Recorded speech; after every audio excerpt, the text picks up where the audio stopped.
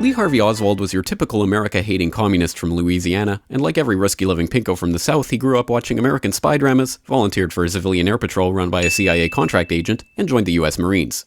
Nicknamed Oswaldsky for his tendency to speak Russian and spout pro-Soviet propaganda, he was given special training and assigned to one of the most sensitive facilities in the world, running the radar for the U-2s spying on the Ruskies and the Chi-Coms.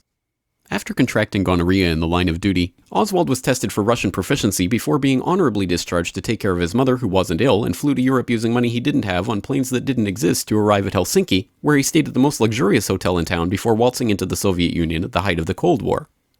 While there, he kept a detailed log of Soviet facilities, made notes about microdots, and carried a CIA standard-issue Minox camera before getting bored and returning to the United States on a military jet using money loaned to him from the US Embassy.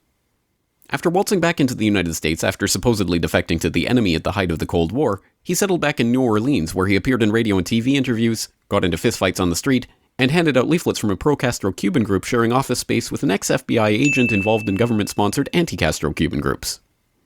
Moving to Texas and befriending a millionaire Russian oilman who helped to get him a job at the Texas Schoolbook Depository, Oswald made sure to let his murderous intent be known by attempting to assassinate a right-wing general in the area, thus potentially jeopardizing any plot to kill the president, and sent vanity photos of himself posing with his rifle to his close friends. On the morning of November 22, 1963, Lee Harvey Oswald went to work in the Schoolbook Depository where the president just happened to be driving by. After somehow getting the Secret Service to stand down before entering Dealey Plaza, Oswald set up a makeshift sniper's nest and got off 3 shots in 6 seconds, leaving 4 bullets without leaving any nitrate on his cheek, a feat that has never been duplicated, including 1 bullet that managed to cause 7 entry-exit wounds, a feat that has never been duplicated, penetrating 15 inches of tissue, 4 inches of rib, and a radius bone, to come out in almost perfect condition on a stretcher in the hospital while no one was looking, a feat that has never been duplicated. He then ran downstairs and got himself a Coke from the vending machine within seconds of the assassination before heading home, grabbing his things, walking down the street, shooting a police officer, ducking into a movie theater, and waiting to be arrested. After jumping up and pulling his gun on the police officers who swarmed the theater, he was led out the front door, or the back, and taken into police custody. While there, he is not charged with the murder of the president. Did you kill the president? No, I've not been charged with that. In fact, nobody has said that to me yet. And like any self-respecting America-hating communist grandstander who had just killed the President of the United States in a pinko rage, denied he had anything to do with it.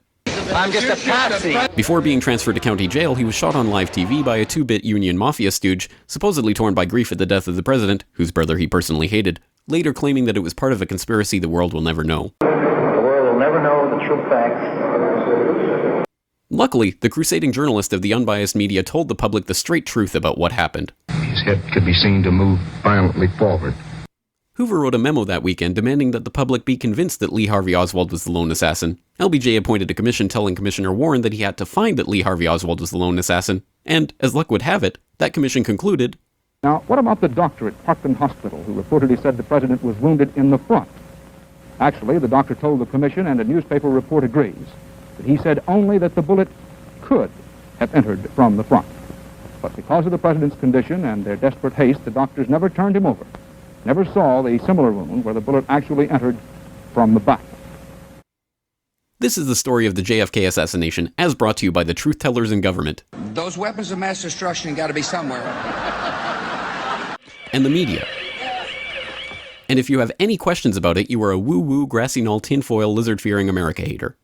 If you love Jesus, sunshine, ponies, monster trucks, miniskirts, and the American flag, you will never ask any questions about any part of this story to anyone. Ever.